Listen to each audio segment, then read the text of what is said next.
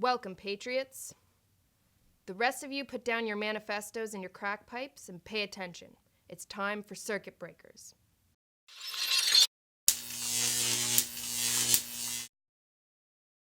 Today, we'll be continuing our 17-part series on why McCarthy didn't go far enough.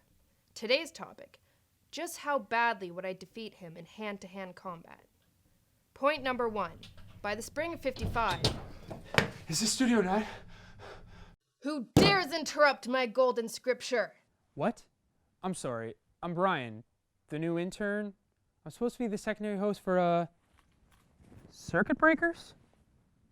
Brian, you say. A likely alias. Just who sent you, Brian? Roger Felicio. He's a production exec over at HQ. I'm a cousin's son-in-law? Oh, did he now? You crossed me for the last time, Felicio. Well, take a pew, you kale-eating socialist. You might just learn something. What? I'm sorry, I'm just so confused. Are you Lindsay Ironhawk? Is this Studio 9? Am I going to have to repeat myself, boy?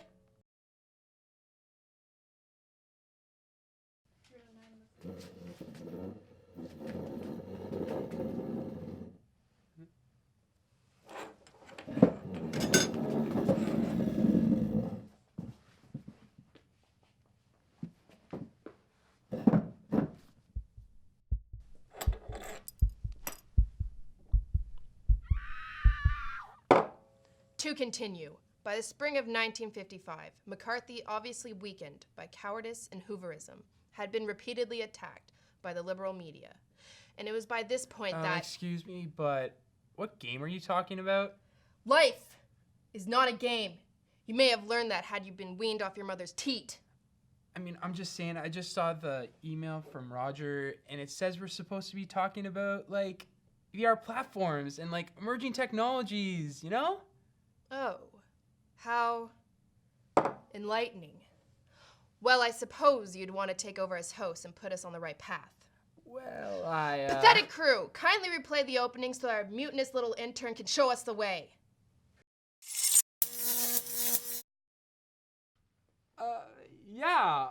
Welcome to the show, which is named Circuit Breakers. I'll be your host, Brian the Walrus Walsh, and today we'll be looking at VR, virtual reality, where it is now, where it is going, and why it is. Over to you, Lindsay. What this simpering draft dodger is trying to say is that this show has been rebranded by the Maoists who run the station. No longer will we be discussing all that makes the Star-Spangled Banner the symbol of liberty the world over. Rather, we will be discussing technology trends and electronic baubles. It's official, patriots. The American dream is over. Take to the hills and contact your local militias. I think we live in Canada and not America. Are you correcting me, son? No, sir. I mean, ma'am. I mean, sir. For those of you still watching, you're a boil on the ass of society and you have your father to blame for having failed you. But don't start weeping into your meth labs quite yet, because we'll be discussing virtual reality. But first, a break from this drivel. Bruce, inform the crew. What? You are a despicable failure, Bruce. Worthless crew, cut to commercial. My name is Brian.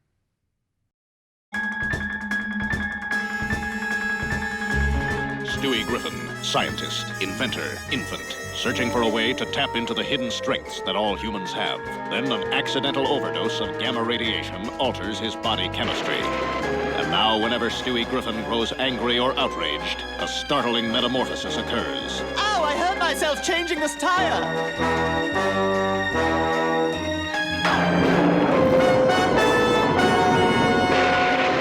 The creature is driven by rage and pursued by an investigative reporter. Mr. Tucker, don't make me angry. You wouldn't like me when I'm angry.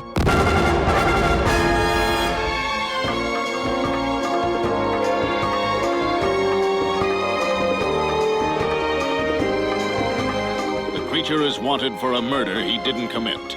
Stewie Griffin is believed to be dead.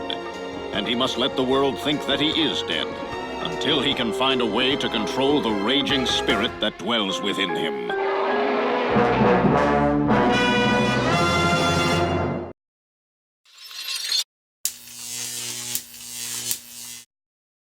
Welcome back, violin greats. According to our new host, Brett, and the Marxist lackeys who control him, we will now be wasting precious time with an itemized list of the gaming industry's greatest failings.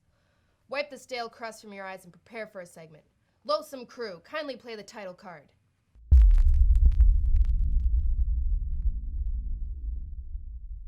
Right. Well, Roger called me and said we should include this anyways. Number 5 on our list is now the infamous breach of PlayStation Network. In 2011, the hacker group Anonymous stole the personal information from over 70 million accounts, making this one of the largest security breaches in history. As a result, Sony was forced to close down the PlayStation Network for almost a month, like 23 days or something. Failure number 4. Noted anarchist Capcom came under fire in early 2012 following the release of Street Fighter X Tekken. Gamers who had purchased the game soon found that half the game's characters had been locked behind a DLC paywall, despite being fully installed on the discs. The reaction was severe, and the game sales suffered. Okay, so back in 2007, Jeff Gerstmann, a writer for the popular gaming website GameSpot, was fired from his position under suspicious circumstances. As it turned out, this was because he wrote a negative review of the third-person shooter Kane & Lynch, Deadman, a game which was heavily advertised on the site at the time. You know, when I heard about this, I was super pissed. Like, if you can't trust game websites, who can you trust, right, Lindsay? Trust is the tool of the Bolshevik. You'll learn that in time. Failure number 2. The ERSB rating has been the pride and joy of cowardly fearmongers since 1994, when the second Mortal Kombat game was released. The digitized violence and gore was so extreme for the time that parents and politicians countrywide complained so loudly that a rating system was developed. And for our number 1 slot, we have the famous crash of the video game industry in 1982. Many factors led to this, but the failure of one game stands out the most. E.T., the extraterrestrial, for the Atari 2600 was such a commercial failure that many claim that this game caused the entire industry to crash. It was so bad that Atari was forced to dump thousands of unsold cartridges into a New Mexico landfill. Now that is like an accomplishment. So yeah, what happens next? Next comes amateur wizard boxing. Next comes what? We're going to Studio 9.5. Come with me, no questions. There's a Studio 9.5?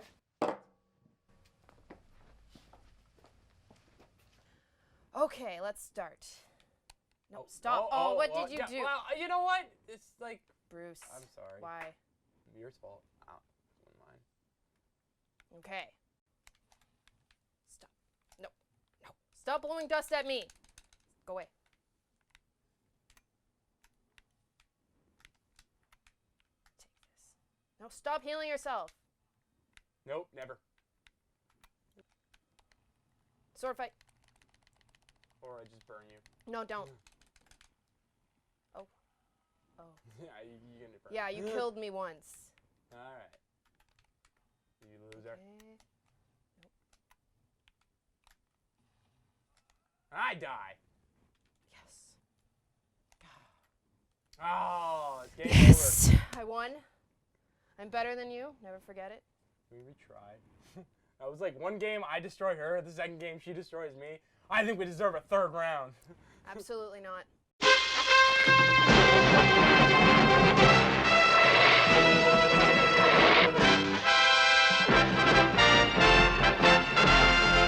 Gathered together from the cosmic reaches of the universe, here in this great hall of justice, are the most powerful forces of good ever assembled.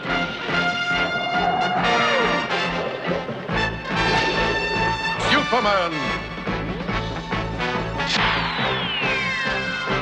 Batman and Robin, Wonder Woman, Aquaman, and Meg. dedicated to truth, justice, and peace for all mankind.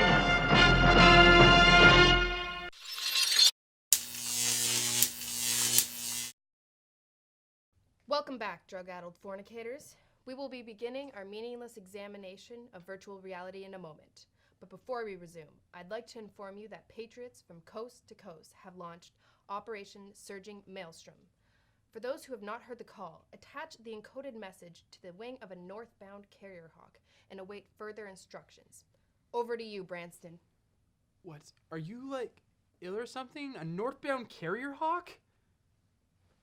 Alright. So before the break, we battled in a game of amateur wizard boxing. Now we, or just I, will be taking a look at VR systems that are out on the market today. But first, the title card. Wait, no title card?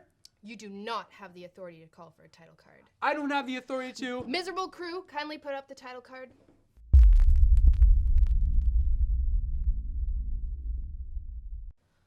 Welcome back, drug-addled fornicators. We will be beginning our meaningless examination of virtual reality in a moment. But before we resume, I'd like to inform you that patriots from coast to coast have launched Operation Surging Maelstrom. For those who have not heard the call, attach the encoded message to the wing of a northbound carrier hawk and await further instructions. Over to you, Branston. What? Are you, like, ill or something? A northbound carrier hawk? Alright. So before the break, we battled in a game of amateur wizard boxing. Now we, or just I, will be taking a look at VR systems that are out on the market today. But first, the title card. Wait, no title card? You do not have the authority to call for a title card. I don't have the authority to. Miserable crew, kindly put up the title card. So, there are over a dozen VR systems that are either being developed or available now. Several of these systems are designed to work in tandem with smartphones. Google Cardboard, for example, which is like a cardboard box that you shove in your phone, and it's got like these little lenses that you look through your smartphone screen. So it's kind of like a big box in your face that you wear, you know? Yeah. But yeah. Anyways, we're going to concentrate on the VR systems designed with gaming in mind. Specifically, the Oculus Rift, the HTC Vive, and the PlayStation VR. So let's begin with the most recognizable name on the list, the Oculus Rift. Though prototypes have been out for some time, the consumer model has just been recently released. The device offers both HD screens and comes packaged with Xbox One controller. Now there are a few drawbacks to the Oculus Rift, namely its price tag, $600 US, and that needs to be wired to a PC with a powerful video card. This device is really meant for hardcore gamers with money to spend, but those who do won't be disappointed. Over to you, Lindsay. The second item on this inane list is the HTC Vive, another device that requires a connection to a powerful PC. The Vive stands out because it gives the users the freedom to walk around the room. The Vive's motion trackers allows users to stand, walk, dodge, jump, burn a flag, spit on the Constitution, what have you. The major drawback to this device is the price tag of $800 US, as well as the fact that it, like the Oculus, requires a wired connection to a PC, meaning that while users are busy making out with Castro and Red Menace 7, Death to America, they'll also be tripping over wires and smashing their expensive gadgets with their greasy faces. Which actually sounds like an advantage now that I think about it. Drawback redacted. Back to you, Barry. Okay, my name is Brian. Kind of frustrating. The final headset on our list is the PlayStation VR, and it will be the first not to require a connection to a PC.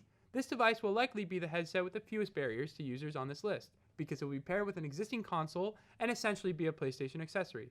It also has the lowest price tag of the bunch, retailing at $400 USD, and is upon to release in October.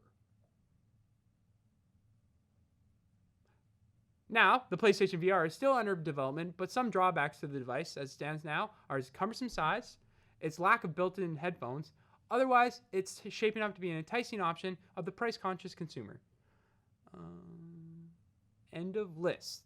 Now that this absurd farce of a list has come to a merciful end, I will listen to the golden tones of Merle Haggard whilst you sit in the corner and think about your life. Wretched crew, kindly cut to commercial.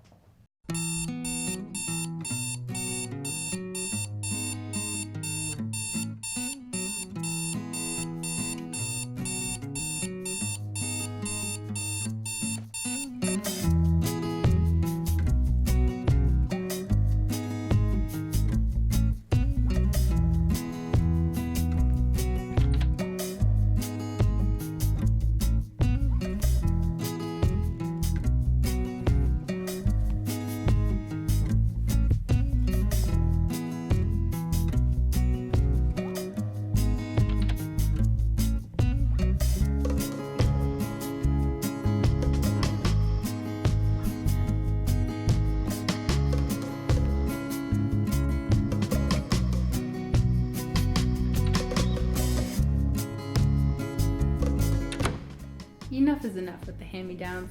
Boomerang Kids Westboro, where smart families shop. But seriously, how much of that stuff do you drink per day? Like, I've seen you polish off an entire bottle today. You should see a therapist or something. I've been drinking since before your mother farted you into existence, boy. Don't tell me how to live my life. Lindsay, we're live. Welcome back, degenerates. Your continued attacks on the Stars and Stripes have not gone unnoticed. Your day of reckoning is at hand. Oh, for fuck's sake, just stop. Just stop. Okay, so we did the top 5 scandals, then current gen headsets. What's the next thing? The next thing is head over to the proud founder of the NRA, Doodoo Bloodfist, who is on location with Alex Yang at Applied Research and Innovation. Hello again, Doodoo. How's the leg wound? It's nothing. The Bloodfist scorns at such things. Yes, I remember that maneuver you pulled in Beirut in '77. Roger that. Gunpowder and cough syrup does the trick every time. Semper Fi, Bloodfist. What was your first introduction to virtual reality? My first introduction was when I was still a teenager playing video games, and my friends and I got together. It turned out that the system we were using, you could get 3 computers to put one in front of you, one beside you, and one to the other side. And so we set that up, and for a brief moment, we all got to see what it was like quite a bit before some of the new technology has come out. So, how long have you been working with this technology? This technology is relatively new to the college. We procured our Christie Digital Holo Station about the fall of 2014, and it's taken us a little while to get it set up. So we're just getting going, and the timing is really good too because we're starting now to get a lot of interest from industry as well. So, the school has a Christie Holo Station. It's obviously a more complex machine than one you would find in a normal home. So, what kind of hardware does it use?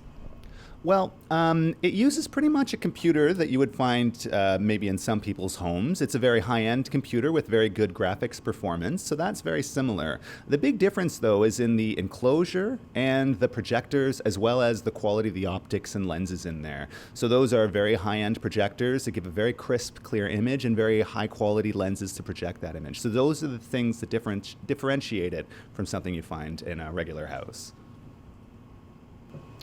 So, where do you think this year will go with all the new VR headsets being released? I think we're going to see a lot of exciting things this year. From what I've seen from interest that I've received from companies outside the college, as well as news clippings and releases that have been put out there, I think a lot of new offerings are going to be available. It's going to allow people to start to play with it themselves. Things as easy as the Google Cardboard. For $7, you can slide your phone into this unit and then use it as a virtual reality tool. So I think this is going to make it very accessible, and it'll allow people to start to make new solutions and tools that people can use with it, games and stuff as well. So, what are you most excited to see in virtual reality? What I'm most excited to see is real solutions for industry applications. My angle is, of course, working with companies to develop things that they could use. So I'm very eager to see some of the solutions that are being proposed right now. Things where I could remotely visit a site, look around it, get some training in a virtual reality environment so I could learn more things. So those are the things that I'm most excited to see, as well as immersive games and things like that too, just because I think that's entertaining as well. Will you be purchasing a VR headset for your own home? Maybe. I haven't quite decided yet, and I still want to see a little bit what's out there and how people review it and what they think about it. I've already tried the Google Cardboard because it was very affordable, and I got a new phone that's able to use it as well. So I'm interested to see where it goes. Probably yes, but I'm going to wait and see first. So, with VR headsets becoming more available, what do you think the next innovation in virtual reality will be? Well, it's tough to say, but I think a lot of it will really be consumer-focused tools and solutions and things like that to give that power to people so that they can start to experience it. I'm also interested in seeing some augmented reality, which is using virtual reality plus real images, so how we can overlay information in things that we would otherwise just see normally. Wow, I feel like I've really learned a lot, and I hope you guys did too. Back to you, Lindsay and Brian. And another thing. My name is Brian. B-R-I-N. Not Barry or Bartholomew or any other crazy names you've given me so far. Welcome back, simpering dogs of the communist regime. No. Shut the hell up. I'm so sick and tired of your rhetoric. This is 2016. There isn't some kind of leftist conspiracy. You're just a miserable old woman who doesn't know a thing about today's culture. Spoken like a true Sandinista. Oh, you. I did not go to 12 years of broadcast school for this. You know what? I'm gonna mess with your little world. Let's see. What do we have here? Here we go. The heck? Boy, you don't know what you've done. Oh, cool. Nidhogg. I love this game. Oh, dear God. What? Are you afraid of a little friendly competition?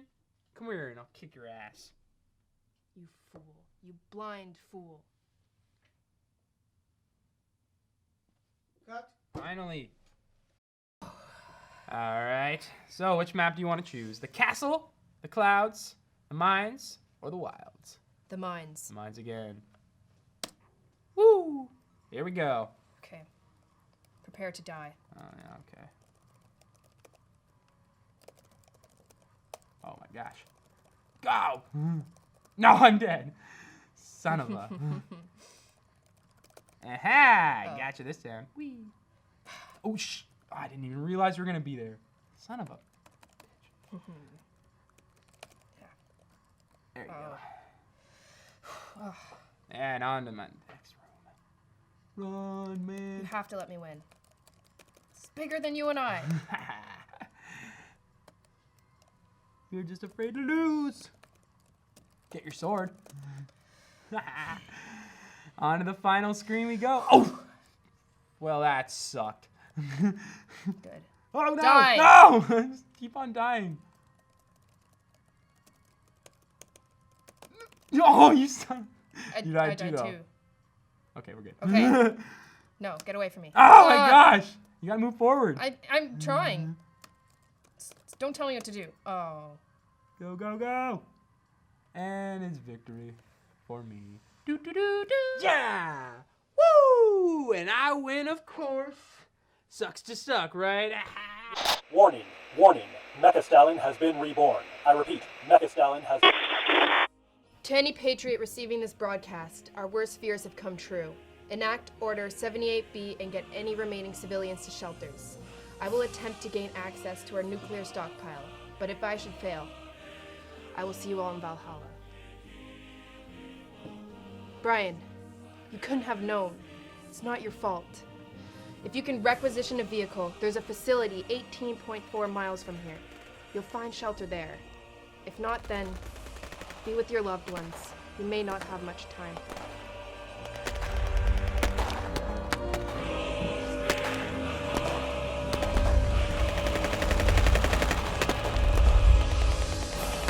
What the hell is up with this show? Можете рассчитывать на то, что товарищ Сталин умеет выполнить свой долг.